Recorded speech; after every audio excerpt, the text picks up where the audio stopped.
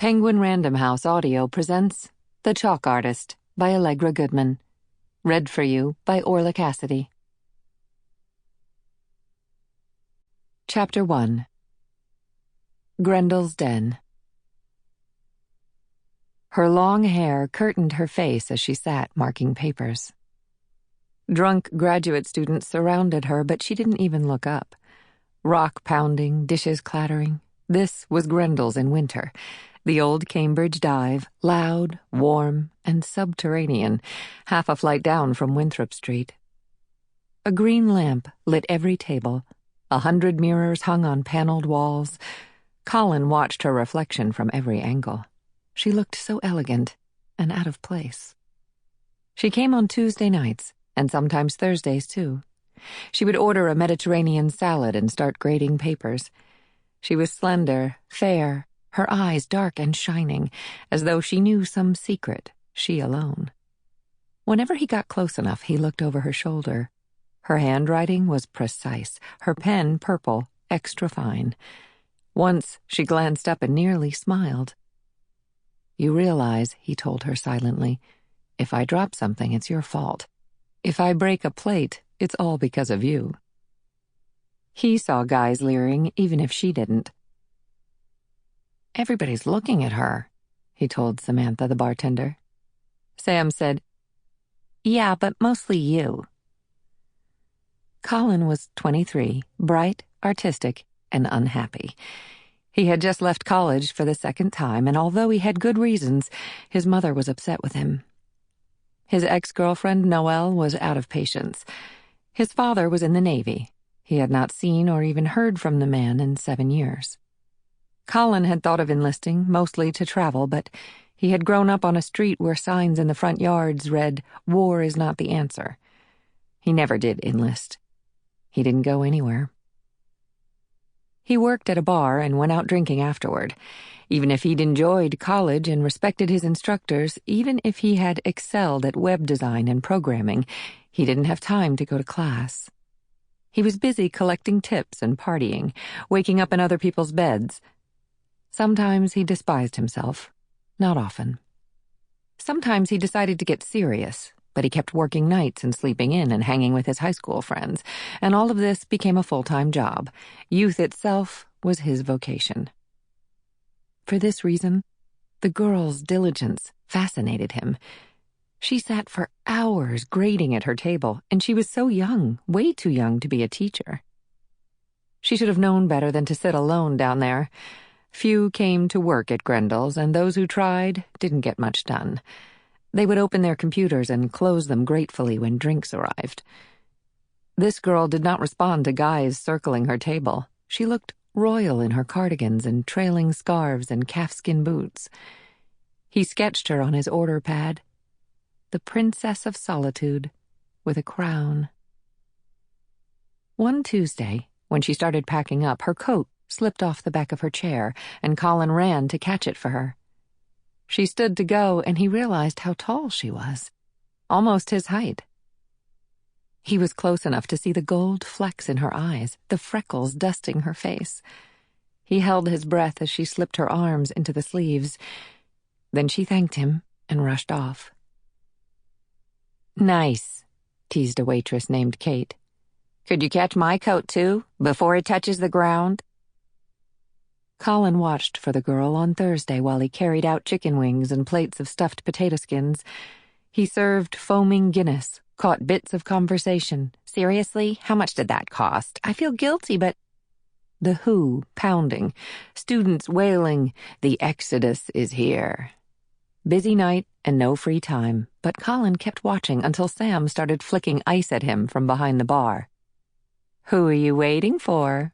"Shut up." "So you admit it." Sam was tiny but in your face. She was compiling a book of vintage cocktails. "I'm not admitting anything." True, Collin wondered about the teacher. He speculated about her at Broadway Bicycle School, where he taught wheel changing, tire patching, basic repair. She had sounded American, but he decided that she came from Paris or London. He said, "Inflate the tube and listen.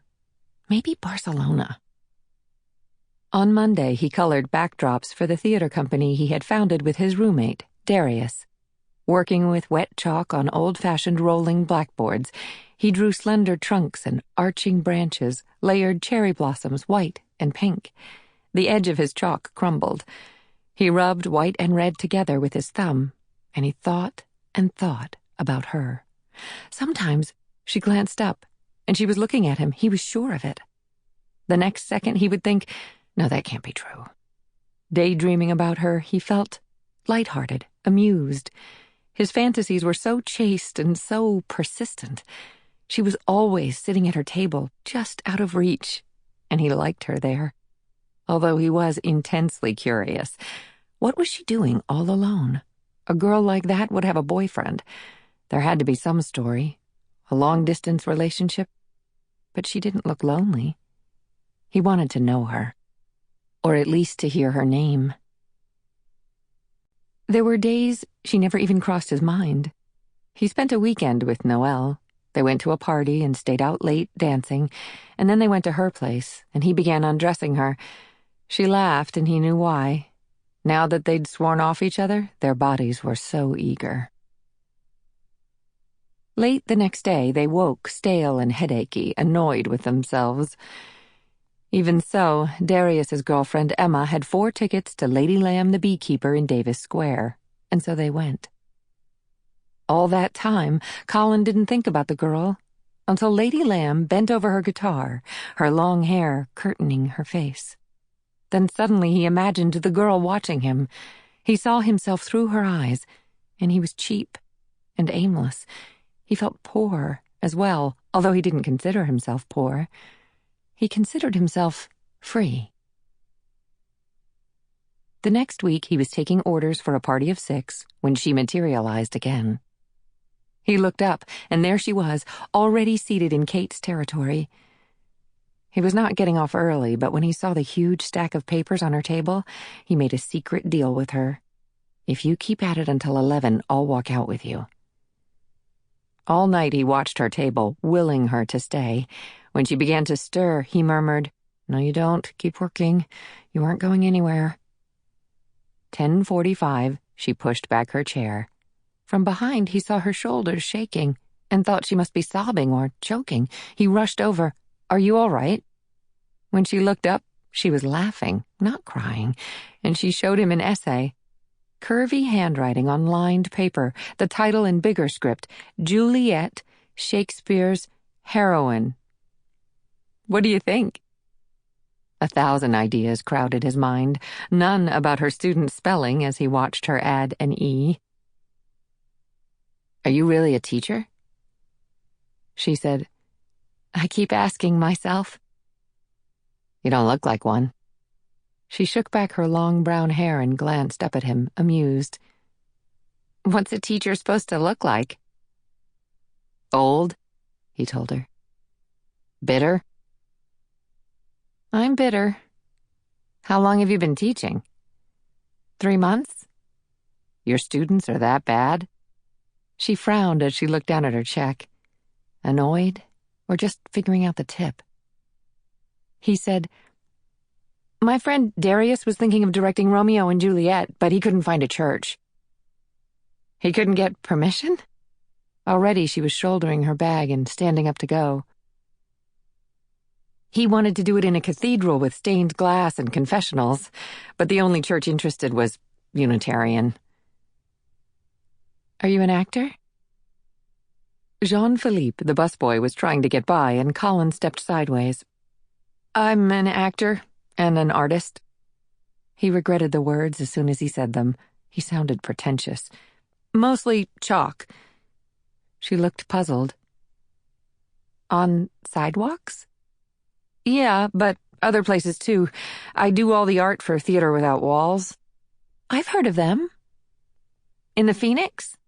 He turned, glancing backward at Kate. "Cover for me," he begged her silently. She was shaking her head, but he knew she liked him. "Just 5 minutes, my tips are yours." "Wait, let me walk you out." He handed the girl a leaflet for The Cherry Orchard, a new production at the MIT tennis courts by Theater Without Walls. Art director, Collin James. Sample complete. Ready to continue?